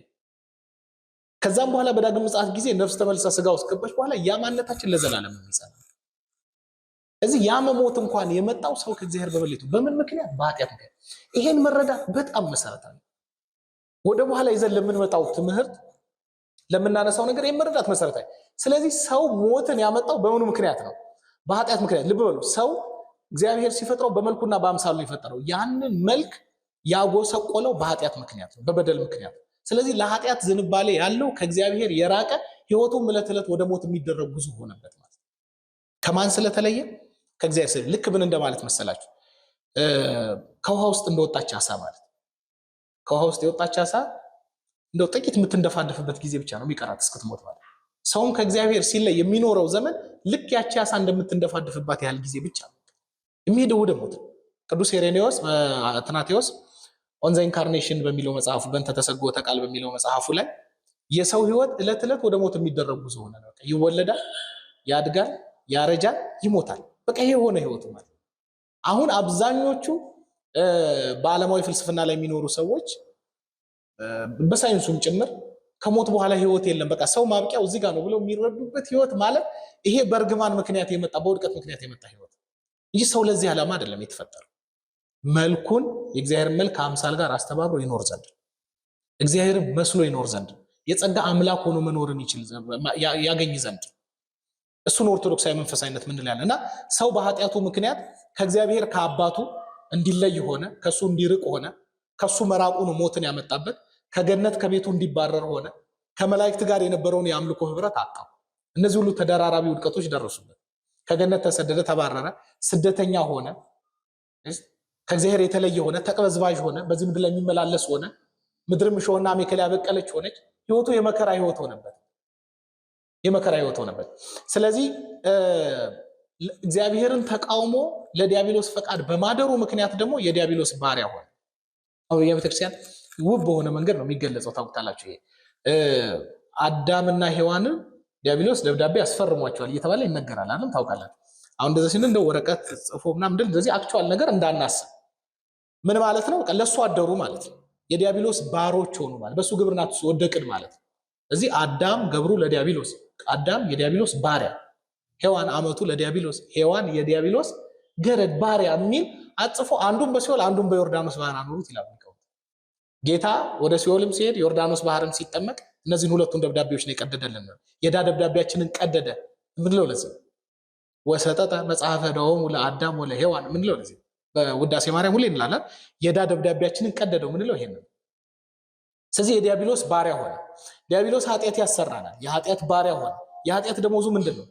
ሞት ነው። የሞት ባሪያ ሆነ። እነዚህ ሶስቱ ጠላቶች ባሪያ አድርገው ያዙት ሰው ዲያብሎስ፣ ሰይጣን፣ ኃጢአትና ሞት ማለት ነው። እዚህ የነዚህ ባሪያ ሆነ ማለት ነው። እዚህ እግዚአብሔር ሲያድነን ያዳነን ከነዚህ ባርነት ነው። ከዚህ ባርነት ነው ያወጣን። ገላትያ 5:1 ላይ በነፃነት ልንኖር ክርስቶስ ነፃነት አወጣን፣ እንግዲህ ጸንታችሁ ቁሙ፣ ዳግመኛም በባርነት ቀንበር እንዳትያዙ። ባሮች ነበርን። በእነዚህ ባርነት ውስጥ የተያዝን፣ በእነዚህ ግብርናት ውስጥ የተያዝን። አሁን ከዛ ባርነት እግዚአብሔር ነፃ አውጥቶናል። መልሳችሁ ግን ምን እንዳትሆኑ ይላል? ባሪያ እንዳትሆኑ ተጠንቀቁ። ኦርቶዶክሳዊ መንፈሳዊነት ማለት በዚህ ነፃነት እስከ መጨረሻው መኖር ማለት፣ ዕለት ዕለት እያደጉ መኖር ማለት። ስለዚህ አዳም የዲያብሎስ ባሪያ ነበር። ይሄ ማለት ምን ማለት መሰላችሁ? አሁን ልክ እኛ እንደምንጠራበት ያለ የክርስትና ስም እንደዛ ያለ መጠሪያ ቢኖረው አዳም ገብረ ዲያብሎስ ነበር ተብሎ የሚጠራው ማለት። ሔዋን አመተ ዲያብሎስ ተብላ ነበር የምትጠራው። አሁን ያ ገብረ መድን ነው የምንባለው፣ ገብረ ስላሴ ነው የምንባለው። ስማችን ተቀይሮ ማለት የእግዚአብሔር ልጆች የእግዚአብሔር ባሮች ሆነናል። አሁን እዚህ የዲያብሎስ ባሪያ ነበረ በኃጢአቱ ምክንያት። ይሄን ልብ እንበል። በኃጢአት ምክንያት ከእግዚአብሔር ከአባቱ ተለየ፣ ከገነት ቤቱ ተባረረ፣ ከመላእክት ጋር ከነበረው የቤተክርስቲያን ህብረት የአምልኮ ህብረት ተባረረ ማለት ነው። የነዚህ ሶስቱም ባሮች ሆኖ የዲያብሎስ የኃጢአትና ሞት ባሪያ ሆነ፣ እነሱም ነገሱበት የሰው ልጅ። በምድርም የሰው ህይወት ከውልደት ወደ ሞት የሚደረግ ጉዞ ሆነ፣ ሰውም እንደሚጠፉ እንስሳት መሰለ ተብሎ ተነግሯል። አሁን መዝሙረኛው ቅዱስ ዳዊት ይናገር ይላል ሰብእሰን ዘክቡር ውእቱ ኢያእመረ። ሰው ክቡር ሆኖ ተፈጥሮ ሳለ ምን አላለም? አላወቀም የሚለው ይሄንን እንደውም አንድ ጸሐፊ ምን ይለዋል? ሰው 22ኛ ስነ ፍጥረት ነው እንደምታውቁት አይደል? 22 ስነ ፍጥረታት ነው ያሉት። አጠቃላይ መጽሐፍ አክሲማሮስ እንደሚናገር ኩፋሌም እንደሚናገር 22 ስነ ፍጥረታት ነው ያሉት። ከነዛ ውስጥ የሰው ልጅ የመጨረሻ ፍጥረት ነው። ባለፈው አንስተናል። በመጨረሻ መፈጠሩ ምክንያቱም የተፈጠረው ነገር ሁሉ ለማን መፈጠሩ ማሳያ ነው? ለሰው የመፈጠሩ ማሳያ ነው ብለን ለሰው የመፈጠሩ ማሳያ። ከሰው ቀድሞ የተፈጠረው 21ኛው ፍጥረት ምንድን ነው? ከሰው አስቀድሞ የተፈጠረው በዕለተ ዓርብ ሐሙስ ለዓርብ ዋዜማ የተፈጠረው። ዓርብ ማለዳ ነው የሰው ልጅ የተፈጠረው እንደምታውቁት። ዓርብ ጠዋት በነግ ነው የተፈጠረው። ከሱ አስቀድሞ ሐሙስ ለዓርብ አጥቢያ ማለት ነው ሌሊት ላይ ማታ ላይ የተፈጠረው ማለት ነው አራዊት ናቸው አይደል? አራዊት ናቸው የተፈጠሩት። እና ቅዱስ ዳዊት ሰብእሰን ዘክቡር ውእቱ ኢያእመረ፣ ሰውስ ክቡር ፍጡር ሆኖ ሳለ አላወቀም ይልና ቀጥሎ ምንድን ነው የሚለው? እንደሚጠፉ እንስሳት ወይም አራዊት ሆነ መሰላቸው ነው የሚለው። እና አሁን የሰው ልጅ በኃጢአቱ ምክንያት ወደቀ ስንል ሰው የሚወድቀው ከከፍታ ወደ ታች ነው አይደል? 22ኛ ላይ የነበረው ስነ ፍጥረት የሰው ልጅ ሲወድቅ ስንተኛ ላይ ነው የሚወድቀው ማለት ነው? ወደ 21 ነው የሚወድቀው። ለዛ ነው አራዊትን እንስሳትን መሰለ ተብሎ የተነገረው ይላል የጻፈ። ሰው 22ኛ ስነ ፍጥረት ነው፣ ክቡር ፍጡር ነበረ። ሲወድቅ ከሱ በታች ወዳለው ፍጥረት ነው የወረደው። ያ ምንድነው? እንስሳትን መሰለ ተብሎ የተነገረው ለዚህ ነው ይላል። በዚህ ልክ ነው የሰው ልጅ ክብሩን አጥቶ የነበረው። ስለዚህ ወደ ቀደመ ክብሩ ይመልሰው ዘንድ ነው እግዚአብሔር ሰው የሆነው። ስለዚህ አስቀድሞም ከፍጹም ፍቅሩ የተነሳ የሰው ልጅ የፈጠረው መፍቀሬ ሰብ ሰውን ወዳጅ የሆነ እየተባለ ይጠራል። እግዚአብሔር መፍቀሬ ሰብ የሆነ አምላካችን እግዚአብሔር እጅግ አድርጎ የሚወደውን የሰውን ልጅ ያድነው ዘንድ በሐዘኔታ አነዋወሩን አይቶ ስላዘነለት ያድነው ዘንድ ቃል ገባለት። ያም ቃል እንደምታውቁት እባብ በተረገመ ጊዜ የተሰጠ ቃል ነው። በአንተና በሴቲቱ በዘርህና በዘሯ መካከል ጠላትነትን አደርጋለሁ፣ እሱ ራስን ይቀጠቅጣል፣ አንተም ሰኮናውን ትነድፋለህ ተብሏል። በሴቲቱና በዘርህና በአንተና በሴቲቱ የተባለው ሴቲቱ የተባለች ያን ጊዜ ሔዋን አይደለችም። በሔዋን አንጻር እመቤታችን ናት። ከሷ የሚወለደው ነው በዘርህና በዘሯ ተብሎ የተነገረው። በሴቲቱና በዲያብሎስ መካከል በዘርህና በዘሯ ሲባል በእመቤታችን ከእመቤታችን ብቻ እንበለ ዘርአ ብእሲ ያለ ወንድ ዘር የሚወለደው ክርስቶስ እና በሱ ዘር መካከል ጠላትነትን አደርጋለሁ፣ እሱም ራስህን ይቀጠቅጣል። የዲያብሎስን ራስ የቀጠቀጠው በመስቀል ላይም ድል ያደረገው ሞትንም ድል ያደረገ በሶስቱ አርእስተ ኃጣውም ድል ያደረገው ክርስቶስ ነው። እዚህ እርሱ ራስህን ይቀጠቅጣል ተብሎ ተነግሯል። አንተም ሰኮናውን ትነድፋለህ። ሰኮናው ተብሎ የተነገረው በሁለት ይተረጎማል። አንድም ለመስቀል ሞት መድረሱ ክርስቶስ መከራን የሚቀበል መሆኑ በዚህ ምክንያት፣ ሁለተኛ ክርስቶስ ተከተሉኝ የሚል ጥሪ አይደለም የተላለፈልን። አሁን ክርስቲያን ማለት የማን ተከታይ ማለት? የክርስቶስ ተከታይ። እሱን የምንከተል ማለት ከኋላው የምንከተል በጎቼ ድምፄን ያውቃሉ ምንም ይሉኛል ይከተሉኝማል ይላል። እሱ መከተል ሰኮና ማለት ነው ተረከዝ ማለት ነው ከኋላ። ስለዚህ እሱን የሚከተሉን አንተን የሚከተሉ ወይም ክርስቲያኖች የሆኑትን ሰኮናን ይነድፋል ማለት ሲፈትናቸው ይኖራል፣ ከዛ ህይወት ሊያርቃቸው ማለት። ስለዚህ ክርስቲያን የሆኑትን ሁልጊዜ ሲፈታተናቸው የሚኖር ዲያብሎስ ነው። ንቁ ባላጋራችሁ ዲያብሎስ የሚወጣውን ሽቶ እንደሚያገሳ አንበሳ በዙሪያችሁ ይዞራል፣ ጸንታችሁም ተቃውሙት ብሎ ቅዱስ ጴጥሮስ የተናገረ ይሄን ቃል ደጋግመን እናነሳዋለን። ይሄ መጽሐፍ ቅዱስ ጥቅስ ንቁ ባላጋራችሁ ዲያብሎስ ጠላታችሁ ዲያብሎስ የሚወጣውን ፈልጎ እንደሚያገሳ አንበሳ በዙሪያችሁ ይዞራል፣ ጸንታችሁም ተቃውሙት።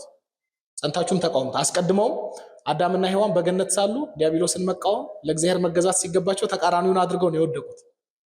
ይዘነው የምንሄደው ቃል ነው። በደንብ ልብ እንድትሉ ትፈልጋለሁ። በቃሉ መሰረት ጊዜው በደረሰ ጊዜ እግዚአብሔር አምላክ ልጁን ልኮ እግዚአብሔር ወልድ በተለየ አካሉ ከእመቤታችን ከቅድስት ድንግል ማርያም ስጋን ነስቶ ሰው ሆነ። ስለዚህ አስቀድሞ የተሰጠውን ሰውነት ልብ በሉ። ሰው እግዚአብሔርነትን ሽቶ በትዕቢት ምክንያት ነው የወደቀው። አምላክ መሆን ሽቶ ነው ከገነት የተባረረው ከእግዚአብሔር የተለየው። ያችን ፍሬ በመብላት ውስጥ ሊቃውንቱ እንደሚናገሩት አዳምና ሔዋን ገነት ከገቡበት ጊዜ ጀምሮ ሳይበድሉ የኖሩት ለ7 ዓመት ነው ይላሉ። ለ7 ዓመት በሙሉ ያችን ፍሬ አትብሉ የተባሉትን ፍሬ ሲመለከቷት ይረዳቸው የነበረው አንድና አንድ ነገር ብቻ ነው፣ የተከለከለች ፍሬ መሆኗን።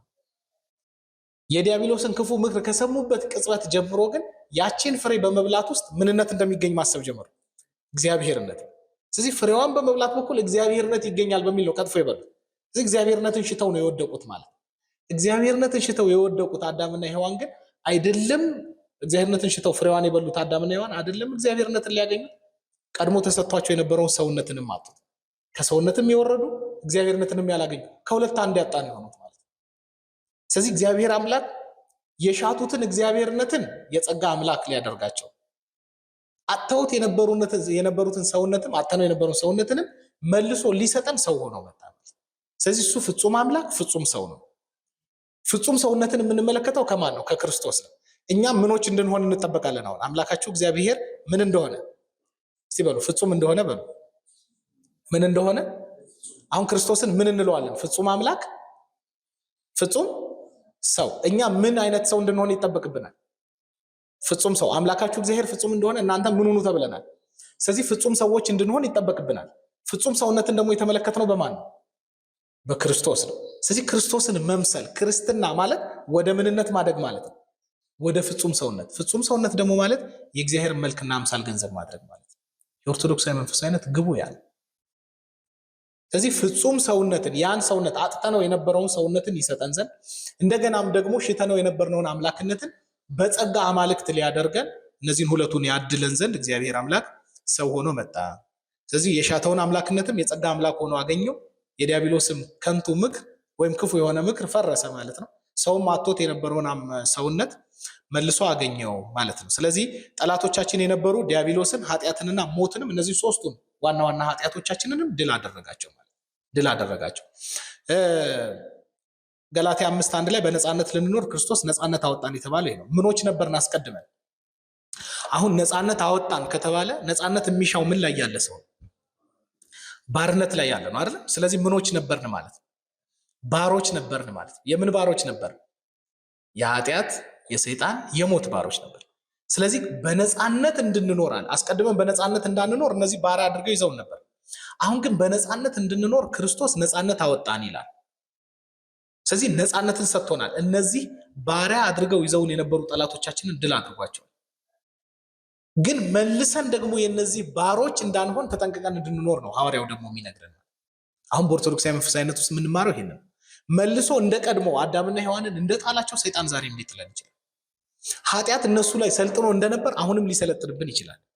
ሞት ያኔ ሰልጥኖ እንደነበረው ሁሉ ዛሬም ሊሰለጥንብን ይችላል። እነዚህ ጠላቶቻችን ድል ተደርገዋል። ድል ተደርገዋል ማለት ገዢነታቸውን አጥተዋል ማለት ነው እንጂ አሁንም ደግሞ መልሰን ልንወድቅባቸው አንችልም ማለት አይደለም። መጀመሪያ የነበረውን አሁን ሞት ድል ተደርጓል ሲባል አሁን ለምሳሌ ያው ሰው ሁሉ ይሞታል አይደል? ክርስቶስ ሞትን ድል አድርጎታል አላደረገው? አድርጎታል። ግን አሁን እንሞታለን አንሞትም? ሞት ድል ከተደረገ ለምንድን ነው የምንሞተው? አሁን ለምን እንሞታለን? ሞት ድል ተደርጓል ሲባል የስጋና የነፍስ መለያየት ሞት ቀርቷል ማለት አይደለም። ወይም ደግሞ ኢንአክቲቭ ሆኗል ማለት አይደለም። እግዚአብሔር ሞትን ድል ሲያደርገው ሞትን ስልጣኑን ኃይሉን አሳጥቶታል ማለት ነው አንደኛ። ሁለተኛ ትርጉሙን ቀይሮታል ማለት ነው። አሁን የስጋና የነፍስ መለያየት ሞት ሞት አይባልም። በየተሰ ረፍት ነው። የጻድቃን ሞታቸው ምንድነው ነው የሚለው መጽሐፍ? ረፍት። አሁን ሰው ምን አለ ነው የምንለው? አረፈ። ከዚህ ድካም አረፈ። ከዚህ ዓለም ድካም አረፈ ነው። ሞት አይባልም። ሞት አይባልም። ሞት ከእግዚአብሔር በማን ነው? ኃጢአትን በመስራት ከእግዚአብሔር መለየት ነው። በየተክርስቲያን እንደውም የሞት አይነቶችን ራሱ ሲቆጥር የልደት አይነቶችን ሲቆጥር የቤተክርስቲያናችን መጽሐፍ ልደታ አዳም እምህቱም ምድር ይላል። መጀመሪያ አንደኛው ልደት የሚባለው አዳም ከአፈር የተገኘበት ከእህቱም አፈር ከእህቱም ምድር የተገኘበት ነው። ሁለተኛም ልደተ ሔዋንም ገቦ ይላል። የሔዋን ልደት ከአዳም ጎን የተገኘችበት። ሶስተኛ ልደተ አቤል እምከርስ ይላል። ከእናቱ ሆድ ከሔዋን አቤል የተወለደበትን ልደት። ከዛ ልደተ በግ እምዕፅ ይላል።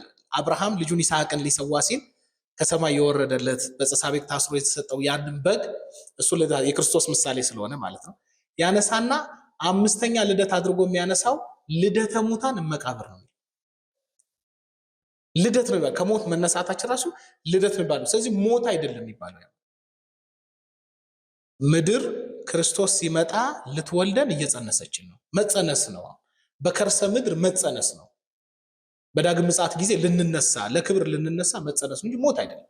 ስለዚህ ሞት ትርጉሙ ተቀይሯል። አሁን ሞት ወደ ክርስቶስ መሄጃ ነው። እንደውም እንደ ብሉይ ኪዳኑ ዘመን የሚፈራ ሳይሆን ሞት ወይ መውጊያ ይጣል የተባለ የሚዘበትበት ቅዱስ ጳውሎስ ልሄድ ከክርስቶስ ጋር ልኖር እናፍቃለሁ እያለ የሚናፈቅ እንደሆነ አሳይቷል። ሞት የሚናፈቅ ነው። ወደ ማን የምንሄድበት ስለሆነ ወደ ክርስቶስ የምንሄድበት። ለክርስቶስ ለክርስቲያን ሞቱ ሐዘኑ አይደለም፣ ሐዘኑ አይደለም። ስለዚህ ሞት ትርጉሙ ነው የተቀየረው። ሁለተኛ አማራጭ በሌለበት ሁኔታ ሁሉም ሰው በሞት ባርነት ውስጥ ነበር። ሞት ነግሶበት ነበር። አሁን ያ ስልጣን ሞት የለውም። ያ ስልጣኑ ተሽሯል ማለት እንጂ አሁንም ሰው በኃጢአት ከወደቀ ይሞታል። አሁንም ሰው ያ የገንዘብ በኃጢአት ምክንያት ያደረበት ባህሪ ውስጥ ያደረ ወይም ከባህሪያችን ጋር የተዋሃደው የኃጢአት ዝንባሌ በውድቀት ምክንያት የመጣው ኮረፕሽን ወይም የኃጢአት ዝንባሌ በሞት ነው ከውስጣችን የሚወገደው። ስጋ ሲበሰብስ ማለት ስጋችን ወደ መቃብር ይወርዳል። በስብሶ አዲስ ማንነትን ይዘን ስንነሳ ያ ለሞት ይስማማ የነበረው ስጋችን በስብሶ ይቀራል። በአዲስ ማንነት እንነሳለን። ልደት ነው፣ መወለድ ነው። ስለዚህ መልሰን በባርነት ቀንበር እንዳንያዝ መጽሐፍ ያስጠነቅቀናል። አንድ ጊዜ ተድኗል ተብሎ የሚፎከርበት ነገር አይደለም ማለት ነው። ስለዚህ እነዚህን ኃጢአት ጠላቶቻችንን እንዴት ድል አደረጋቸው የሚለው ነገር ኦርቶዶክሳዊ መንፈሳዊነትን ምንድን ነው የሚለውን እየተረጎምን እየተማርን ስንሄድ በጣም መሰረታዊ ስለሆኑ ሶስቱን መያዝ ያስፈልጋል። ጠላቶቻችን ያልናቸው ኃጢአት፣ ዲያብሎስና ሞት ናቸው። እነዚህን ክርስቶስ እንዴት ነው ድል ያደረጋቸው? ኃጢአትን ባለመስራት ነው ድል ያደረገው። ስለ ክርስቶስ መጽሐፍ ሲናገር ከኃጢአት በቀር በነገር ሁሉ እንደኛ የተፈተነ ነው ይለዋል። ዕብራውያን 4:15 ላይ ከኃጢአት በቀር በነገር ሁሉ እንደኛ የተፈተነ። ያ ማለት ሰው ከደረሰበት ከገጠመውና ከሚያደርገው ነገር ከኃጢአት በስተቀር ሁሉን አድርጓል ማለት በሁሉ ነገር እንደኛ ሰው ሆኗል። ወኮነ ሰባ ከማነ ዘእንበለ ኃጢአት ባሕቲታ አይደለም ከኃጢአት በስተቀር እንደኛ ሰው ሆነ እያለ በውዳሴ ማርያም ዘሐሙስ የምንናገረው ይሄ ነው። ዘወትር በቅዳሴም ጊዜ በአመክንዮ ዘሐዋርያት በአንደበቱም ሐሰት አልተገኘበትም ይላል አይደለም ዲያቆኑ። ኃጢአት የለበትም። ኃጢአትን ባለማድረግ ባለመስራት ነው ድል ያደረገው። ስለዚህ አሁን የኦርቶዶክሳዊ መንፈሳዊነት የመጀመሪያ ደረጃ የሚባለው አንጽሖት ፒዩሪፊኬሽን፣ ኃጢአትን መተው፣ ኃጢአትን አለመስራት አለማድረግ ነው። ይህንም በዋነኝነት አብነት የምንነሳው ከክርስቶስ ነው። ስለዚህ መጀመሪያ ኃጢአትን ድል ያደረገው ክርስቶስ ባለማድረግ ነው። ዓለምን እኔ አሸንፌዋለሁ አይዟችሁ ብሎ የነገረን ጌታ ድል እንዳደረገ ሁሉ ኃጢአትን ባለማድረግ ድል ማድረግ ይቻላል። ኃጢአት በገባን ቁጥር ደግሞ በወደቅን ቁጥር ደግሞ በኃጢአት በወደቅን ቁጥር በትንሣኤ በቀዳሚ ትንሣኤ በተሰኘች በንስሐ እየተነሳ መሄድንም ያመለክታል ያጠይቃል ማለት እና ኃጢአትን ባለመስራት ድል አድርጎታል። ዲያብሎስን በመቃወም ይሄ በጣም መሰረታዊ ነው። ትምህርታችን ላይ በሙሉ ይዘ ነው የምንሄደው ሀሳብ ስለሆነ እንዳትረሱት። ዲያብሎስን ክርስቶስ ድል ያደረገው በምንድን ነው?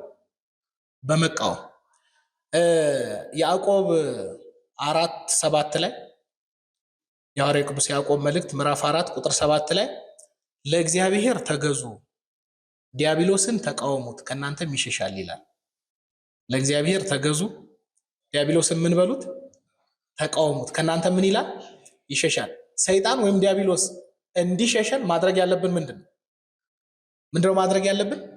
መቃወም። ልብ በሉ ዲያብሎስን ተቃወሙት ነው ወይ እምቢ በሉ ወለ ዲያብሎስን እምቢ በሉት ተቃወሙት ወይ ወይ ምንከሙ ከእናንተም ይሸሻል ነው የሚለው።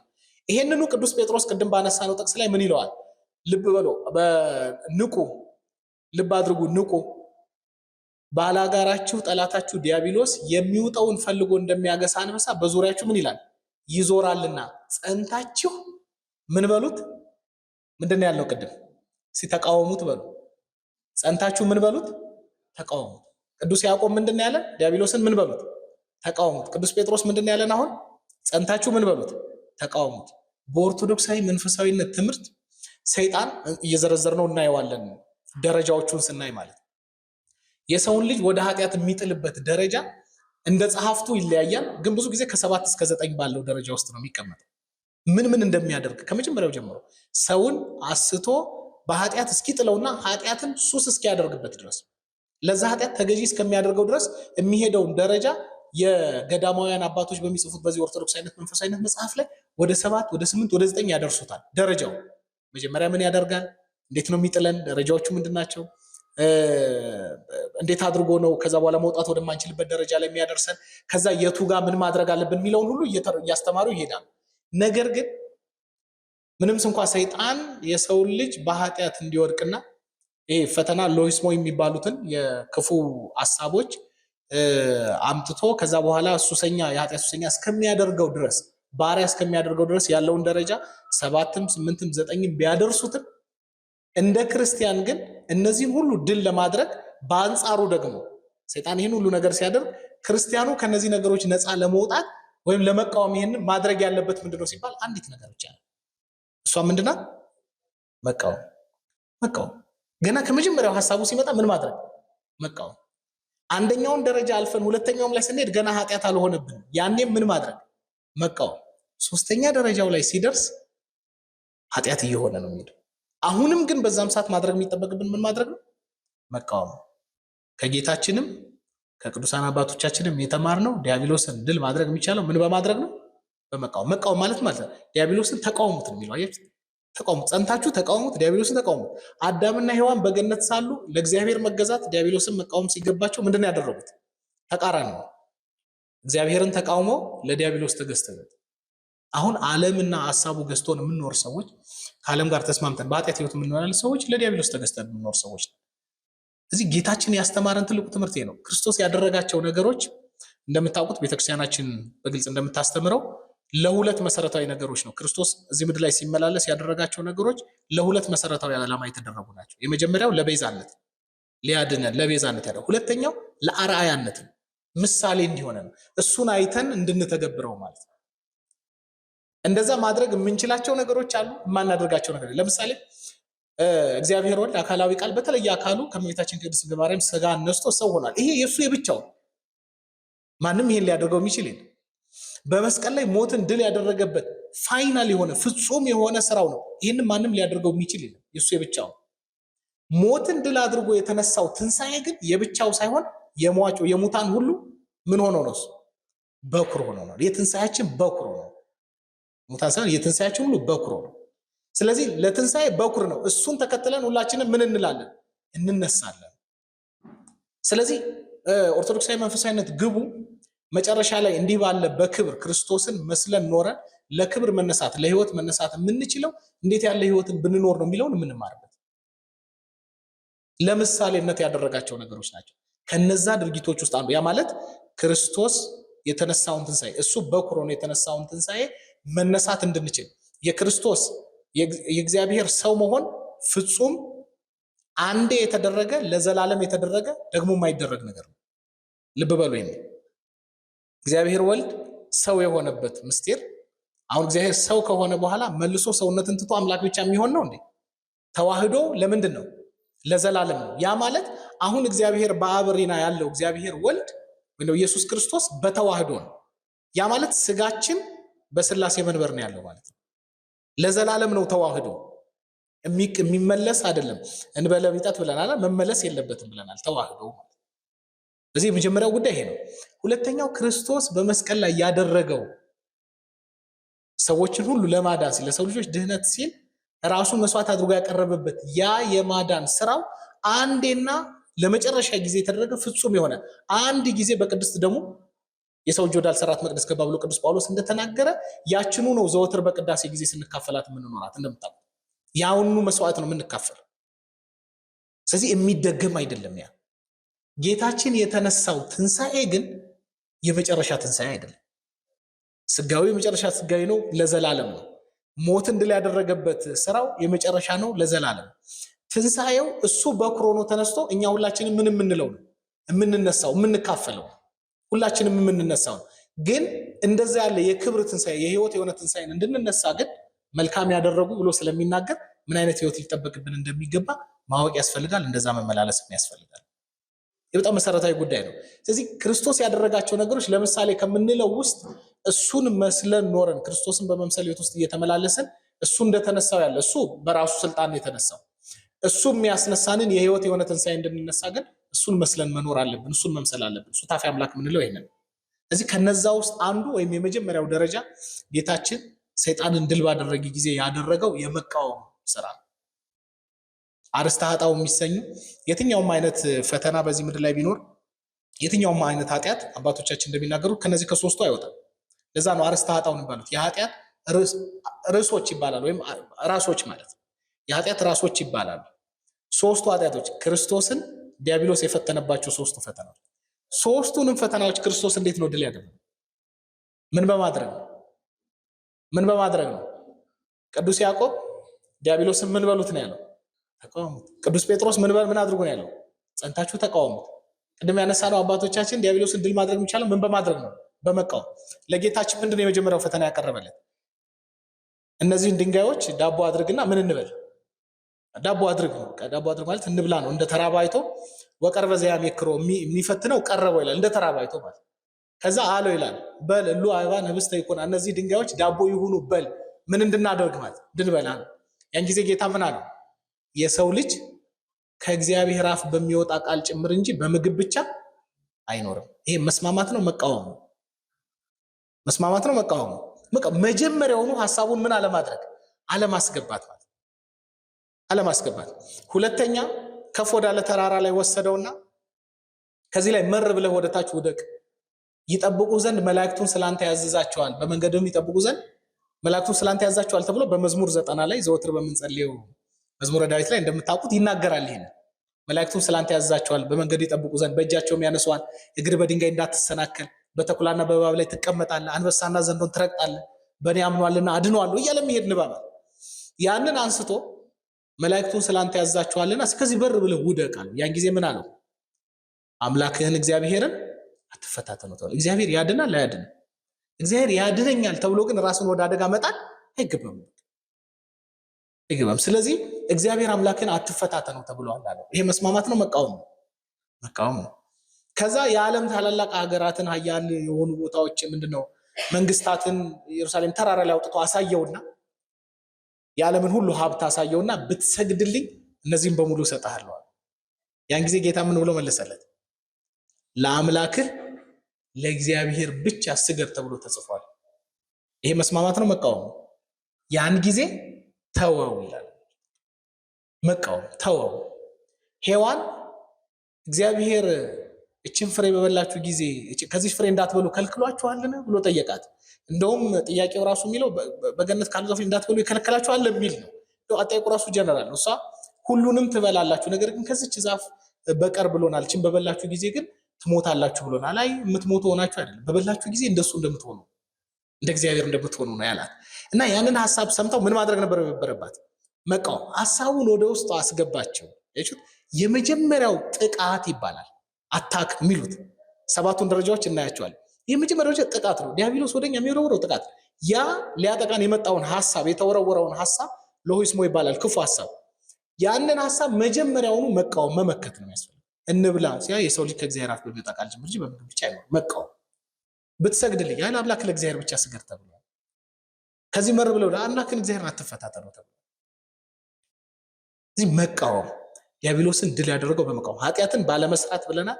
ዲያብሎስን ደግሞ በመቃወም ድል አድርጎታል። ይህንን በማቴዎስ ወንጌል ከምዕራፍ 4 ከቁጥር 3 እስከ 11 ድረስ ታገኙታላችሁ። ሶስተኛው የመጨረሻው ኃጢአት የተባለው ኋለኛ ኃጢአት የተባለ ሞት ነው። ሞትን ሞቶ ድል በማድረግ ድል አድርጎታል። ሞቶ በመነሳት ጌታችን ሞቶ መነሳቱ ትንሣኤው፣ አሁን ባለፈውም ደጋግመን እንዳነሳ ነው ትንሣኤ ቤተክርስቲያናችን ትልቁ በዓል።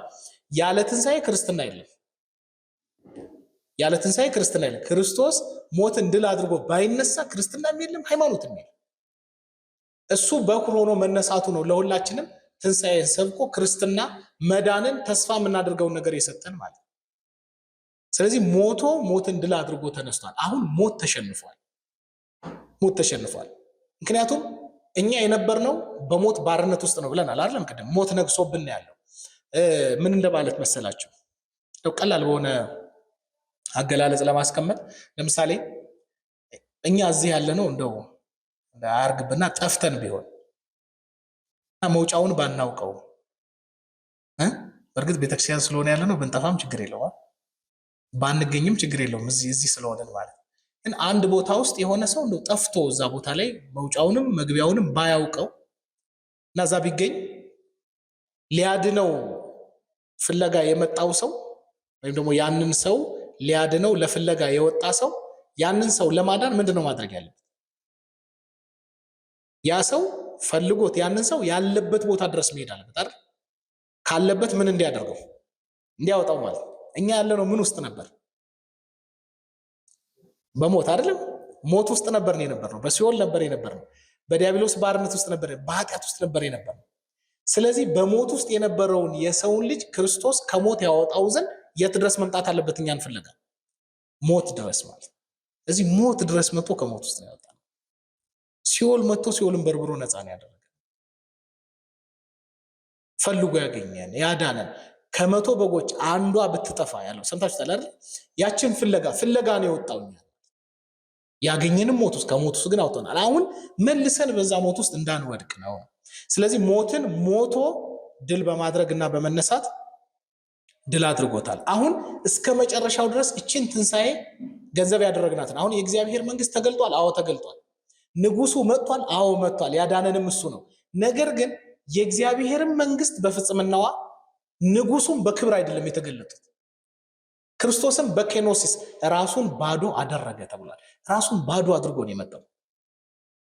የባሪያን መልክ ይዞ ነው የመጣው። አሁን ሲመጣ ግን እንደዛ አይደለም የሚመጣው። ንጉሱ በፍጹም ክብር የሚገለጽበት ሰዓት ዳግም ምጽአት ነው። ያን ጊዜ መዳንን ገንዘብ እንድናደርግ ፓሩሲያ ያልነው ቅድም ከሱ ጎን መሆንን ማግኘት እንድንችል በቀኝ ያቆማቸዋል አይደለም የሚለው ቁመተ የማንን ማግኘት እንድንችል እንዴት ያለ ህይወት ነው ሊኖረን የሚገባው? ያንን ህይወት በምድር ሆነን እንቀምሰዋለን። አሁን እንግዳ የሚሆንብን አይደለም ያ ህይወት። በቤተ ክርስቲያን አምልኮ በኩል በምስጢረ ቁርባኑ በኩል ያንን ቁርባን እኮ ጌታችን በምሴተ ሐሙስ ታስታውሳላችሁ። በቅርብ ነው ያነበብነው አይደለም? ምሴተ ሐሙስ ከዚህ ጽዋ ዳግም በአባቴ መንግስት እስከቀምስ ድረስ ዳግም ከእናንተ ጋር አልቀምስም ነው የሚላቸው። ያንን ስጋው ደሙን ከሰጣቸው በኋላ ይሄ ስጋዬ ነው ይሄ ደሜ ነው ብሎ ከሰጣቸው በኋላ ከዚህ ጽዋ በአባቴ መንግስት ዳግም እስከምጠጣ ድረስ ከዚህ በኋላ ይሄንን ጽዋ አልጠጣም ነው የሚላቸው። በአባቱ መንግስት በአባታችን መንግስት በመንግስተ ሰማያት ማዕዳችን የመንግስተ ሰማያት ማዕዳችን የጌታችን ስጋና ደም ዘ ሄቨንሊ ባንኩዌት ይባላል። ሰማያዊ ማዕድ ይሰኛል። ሰማያዊ ማዕድ በዛ በኩል ያን ሰማያዊ ህይወት ስንቀምሰው ነው የምንኖረው። በአምልኮ በኩል ፎርቴስት እናደርጋለን። የመንግስተ ሰማያት ህይወት ለክርስቲያን ሩቁ አይደለም። በቤተክርስቲያን በኩል ሲካፈለው ነው የሚኖረው። ከክርስቶስ ጋር መኖርን ከልደቱ ጀምሮ እስከ ዕርገቱ ድረስ ያለውን ህይወት በአምልኮ በኩል ባለፈው እንዳነሳ ነው በቅዳሴው በኩል ሲካፈለው ነው የሚኖረው። አዲስ ህይወት አይደለም። በምልአት ሲገለጽ ያን ጊዜ የምንሳተፈው ነን። አሁን ደግሞ እየቀመስ ነው የምንኖር ነን በአምልኮ በኩል። ያን ህይወት ግን በፍጽምና ማግኘት እንድንችል አሁን ያገኘነውን ያንን የእግዚአብሔር መንግስት ልብ በሉ። አሁን እንቀምሳታለን ካለን የእግዚአብሔር መንግስት በምድር ስለተገለጠች ያቺ ዘወትር መንግስት ትምጣ እያልን በአባታችን ህይወት ጸሎት ላይ ምን ለምናት መንግስት ግን ትመጣለች ገና። ያቺ በፍጽምና ስትገለጥ እችኛዋ ፍጹም ስትሆን ማለት ክርስቶስም በፍጹም ክብሩ ሲገለጥ ማለት ያን ጊዜ ትክክለኛ ቤታችን የዘላለም ቤታችንን ገንዘብ እናደርጋለን። ከዚህ ከሚለወጠው ወደማይለወጠው እንሻገራለን። ያንን መሻገር እንድናገኝ ግን ፍጹም መንፈሳዊያን ሆነን መገኘት አለብን። ኦርቶዶክሳዊ መንፈሳዊነት የሚያስተምረው ያንን እንዴት መገኘት አለብን። አሁን ከኛ ምን ይጠበቃል? መንፈሳችንን ነፍሳችንን እንዲቆጣጠር እና በዚህም ስጋችንን ለነፍሳችን ፈቃድ እንዲገዛ ማድረግ መንፈሳዊነት። ኃይልን በሚሰጠን በክርስቶስ ዲያብሎስና ኃጢአትን ሞትን ድል እያደረግን ዕለት ዕለት እግዚአብሔርን ወደ መምሰል ማደግ የትምህርታችን መሰረታዊ ጭብጥ ይሄ። ይህን በማድረግ ውስጥ ግን የኦርቶዶክሳዊ መንፈሳዊነት ግቡ ምንድን ነው? እሱንም ከማየታችን በፊት አሁን የኦርቶዶክሳዊ መንፈሳዊነት መሰረታዊያንንም እናያቸዋለን እናመጣዋለን። ግን የኦርቶዶክሳዊ መንፈሳዊነት ትምህርቱ አጠቃላይ ህይወቱም የመጨረሻው ግቡ መነሻዎቹ ምን ምን እንደሆኑ ግን እሱንም እናወሳለን። የሚቀጥለው ሳምንት ከግቡ ጋር አብረን የምናነሳቸው ሚስጥረ ስላሴ፣ ሚስጥረ ስጋዌ፣ ነገረ ክርስቶስ፣ ነገረ መንፈስ ቅዱስ፣ ነገረ ቤተ ክርስቲያን፣ እነዚህ በሙሉ ለኦርቶዶክሳዊ መንፈሳዊነታችን ወይም ደግሞ ኦርቶዶክሳዊ መንፈሳዊነት ከነዚህ እንዴት እንደሚቀዳ የምንመለከት ይሆናል። እዛ ይህንን አይተን ኦርቶዶክሳዊ መንፈሳዊነት ግቡ ምንድን ነው የሚለውን እናይና ሶስቱን ደረጃዎች ከቅዱሳት መጻሕፍት ባገኘነው መሰረት እየተነተነን እያየን ለመሄድ እንሞክራለን።